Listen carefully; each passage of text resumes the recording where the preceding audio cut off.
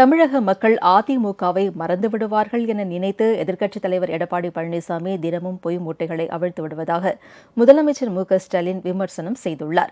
அரியலூர் மாவட்டம் கொல்லாபுரத்தில் நடைபெற்ற விழாவில் அரியலூர் மற்றும் பெரம்பலூர் மாவட்டங்களில் 120 கோடி ரூபாய் மதிப்பீட்டில் செயல்படுத்தப்பட உள்ள 53 திட்டப் பணிகளுக்கு முதலமைச்சர் ஸ்டாலின் அடிக்கல் நாட்டினார்.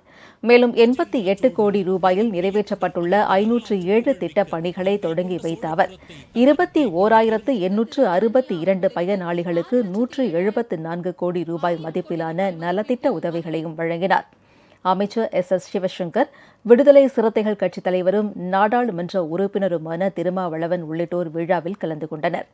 நிகழ்ச்சியில் பேசிய முதலமைச்சர், திமுக அரசின் செயல்பாடுகளை கண்டு எடப்பாடி பழனிசாமி கலக்கத்தில் உள்ளதாக கூறினார். பொய் மூட்டைகளை அவிழ்த்து விட்டு வருவதாக குற்றம் சாட்டிய ஸ்டாலின், அதிமுக ஆட்சியில் நடைபெற்ற உலக முதலீட்டாளர் மாநாட்டின் மூலம் தமிழகத்தில் எவ்வளவு முதலீடுகள் ஈர்க்கப்பட்டது, எத்தனை பேருக்கு வேலைவாய்ப்பு கிடைத்துள்ளது என்பது குறித்து எடப்பாடி பழனிசாமி விளக்கமளிக்க தயாரா என்று கேள்வி எழுப்பினார். தமிழ்நாட்டு மக்கள் என் மேலையும் திமுக மேலே வச்சிருக்கக்கூடிய நம்பிக்கையும் அளவில்லாமல் பொழியக்கூடிய அன்பையும் எதிர்கட்சி தலைவராக இருக்கக்கூடிய மாண்புமிகு பழனிசாமி அவர்களுக்கு கொஞ்சம் கலக்கத்தை ஏற்படுத்தி இருக்கு. கொஞ்சம் நிறைய கலக்கத்தை ஏற்படுத்தி இருக்கு.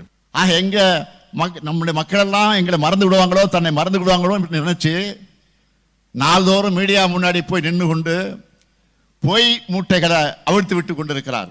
அம்மையார் ஜெயலலிதா அவருடைய ஆட்சியில் இருந்தப்போ நிறைய திட்டங்களை கொண்டு வந்து அவர் மறைவுக்கு பிறகு 4 ஆண்டுதான் சிறப்பாக நாங்கள் ஆட்சி செஞ்சதாகவும் சிரிக்காம பேட்டி கொடுத்திருக்கிறார்.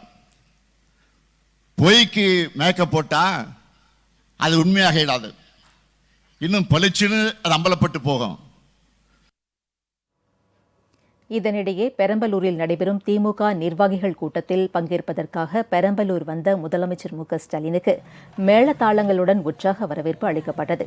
காரில் இருந்தவாறே பொதுமக்களிடம் மனுக்களையும் பெற்றுக் கொண்டார். அப்போது ஒரு சிறுவன் தனது பிறந்த நாளை முன்னிட்டு முதலமைச்சருக்கு சாக்லேட் கொடுத்தான்.